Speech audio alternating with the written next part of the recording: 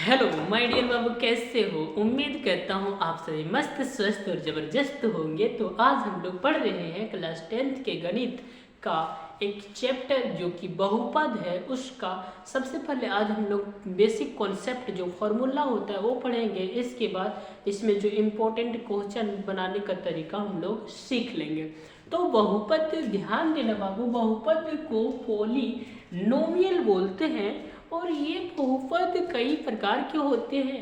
यहाँ पे अगर बात करें तो जनरली बहुपद को घात के आधार पे, मतलब पावर के आधार पे बांटा गया है, जिसमें से पहला बहुपद जो है वो रेखिक है, दूसरा द्विघात बहुपद है और तीसरा त्रिघात बहुपद है।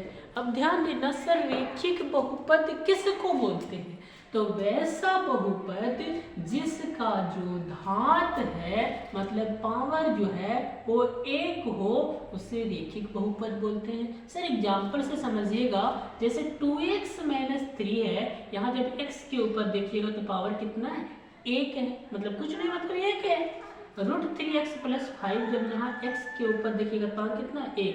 तो जब पावर 1 रहे तो उसे रेखिक बहुपद बोलते हैं। द्विघात बहुपद, द्विघात बहुपद किसको बोलते हैं? तो वैसा बहुपद जिसका घात, मतलब जो पावर है वो ऊपर में 2 रहे, उसे द्विघात बहुपद बोलते हैं। सर उदाहरण दीजिए, देखो बाबू, 2x² + 3x - 2/5, यहाँ पे x के ऊपर कितना पावर है? 2, और इसीलिए इसको क्या बोलते हैं? द्विघात बहुपद। त्रिघात बहुपद, वैसा बहुपद जिसका घात, मतलब पावर कितना हो?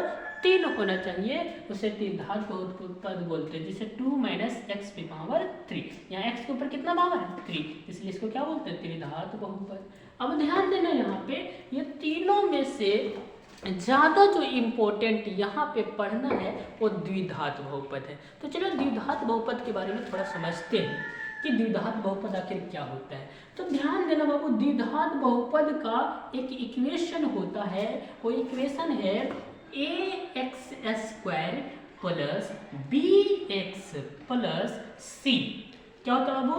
ax² + bx + c।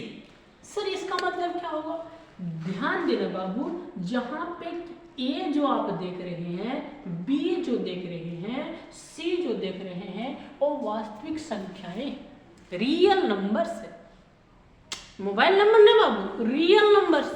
आखिर से रियल नंबर क्या होता है? ध्यान दीजिएगा, ये पढ़ना था क्लास 9th का पहला चैप्टर में, लगभग आज से 1 साल पहले, और पढ़े भी होंगे, लेकिन थोड़ा दिमाग से उठ गया होगा तो कोई बात नहीं, हम रिवीजन करा देते हैं। जितने भी परमेय संख्या जिसको p/q के रूप में दिखा सकते हैं, और जितने भी अपरमेय संख्या जिसको p/q के रूप में दिखा नहीं सकते, यदि दोनों को मिला दें तो जो संख्या बनता है उसे वास्तविक संख्याएं बोलते हैं। तो यहाँ पे a, b, c की जगह पे वास्तविक संख्याएं होना चाहिए।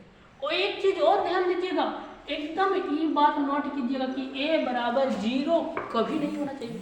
सर बात अगर हो जाए तो फिर वो द्विघात बहुपद नहीं है।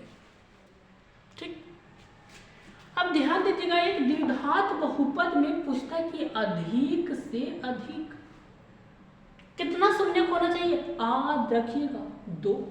कितना शून्य बाबू? 2। सर अगर पूछते कि त्रिघात बहुपद में अधिक से अधिक कितना शून्य होना चाहिए, तो याद रखिएगा अधिक से अधिक 3 शून्य होना चाहिए। लेकिन फिर बोल रहे त्रिघात बहुपद ना पढ़ना है, रेखिक बहुपद भी नहीं पढ़ना है, बस ऑब्जेक्टिव पॉइंट ऑफ व्यू से इंपॉर्टेंट पढ़ना क्या है? द्विघात बहुपद। तो चलो द्विघात बहुपद को ये समझते हैं और डिटेल में कि अधिक से अधिक कितना शून्य होना चाहिए बाबू? 2। सर एग्जाम्पल से समझा देते ना तो मजा आ जाता। हाँ, तो जब विकास सर इज हियर तो व्हाट इज द फियर, मतलब जब हम यहाँ हैं तो डर किस बात की? 2 शून्य मान लेते हैं, एक शून्य जो है मान लेते हैं एक अल्फा है और दूसरा बीटा है। दूसरा क्या है? बीटा। अब यहाँ से 2 सूत्र हम लोग बनाते हैं। एक जो क्वेश्चन जिससे बनता है शून्यकों का योग निकालने के लिए पूछता है, याद रखिएगा, शून्यकों का योग बराबर पूछे, मान लेते हैं क्योंकि द्विघात बहुपद में अधिक से अधिक कितना हो सकता है? 2 शून्य।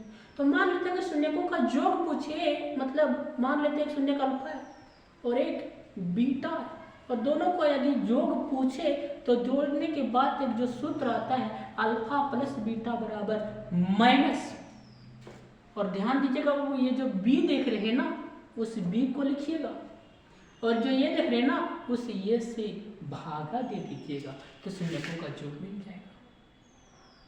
ठीक उसी प्रकार यदि शून्यकों का गुणनफल पूछ ले तो सर कुछ नहीं करिएगा, शून्य कितना होता है 2, किसमें द्विघात बहुपद में, एक अल्फा दूसरा बीटा, गुना का साइन इस तरह होता है, गुना नहीं भी दीजिएगा चलेगा। अल्फा प्लस बीटा यदि पूछे, अल्फा इंटू बीटा यदि पूछे मतलब शून्यकों का गुणनफल पूछे, तो यहाँ पे जो देख रहे हैं ना किसको, अपने प्यार भरी नजरों से देखिए बाबू, सी को ऊपर में सी लिखिएगा, और जो शुरू में देख रहे हैं किसको, ए को, उस सी को जब ए से डिवाइड कर देंगे तो जो आएगा उसे बोलते हैं शून्यकों का गुणनफल। मतलब यहाँ पे 2 ही क्वेश्चन बनता है, आपको 2 क्वेश्चन इस 2 टाइप से दे सकता है, या तो आपको शून्यकों का योग दे दे और शून्यकों का गुणनफल दे दे और पूछ दे कि उस शून्यकों का योग और शून्यकों का गुणनफल का उपयोग करके द्विघात बहुपद बना दीजिए, मतलब इस रूप में लाइए, या तो आपको इस रूप में दे देगा द्विघात बहुपद के रूप में, मतलब ax² plus bx plus c के रूप में दे देगा और पूछ लेगा क्या शून्यकों का योग बताइए और क्या शून्यकों का गुणनफल बताइए। उम्मीद करते हैं ये कॉन्सेप्ट बेसिक जो है वो समझ में आया होगा, और इस पे जो क्वेश्चन बनता है किस आधार से क्वेश्चन पूछता है वो हम लोग अगला क्लास में पढ़ लेंगे। तो यदि अच्छा से समझ में आया होगा बाबू तो ध्यान देना, यहाँ पे चूंकि क्लास बंद रहता है ना, अगर सामने से ऑफलाइन में पढ़ाते तो वो तो सामने मतलब देख के बच्चा का चेहरा देख के मतलब पता चल जाता है हाँ बच्चा को समझ में आ रहा है कि नहीं। लेकिन अगर आप लोग को थोड़ा सा भी मतलब अच्छा लगता हो तो अपने प्यार भरे हाथों से एक लाइक और कमेंट जरूर कीजिएगा। थैंक यू, उम्मीद करता हूँ समझ में आया होगा। जय हिंद।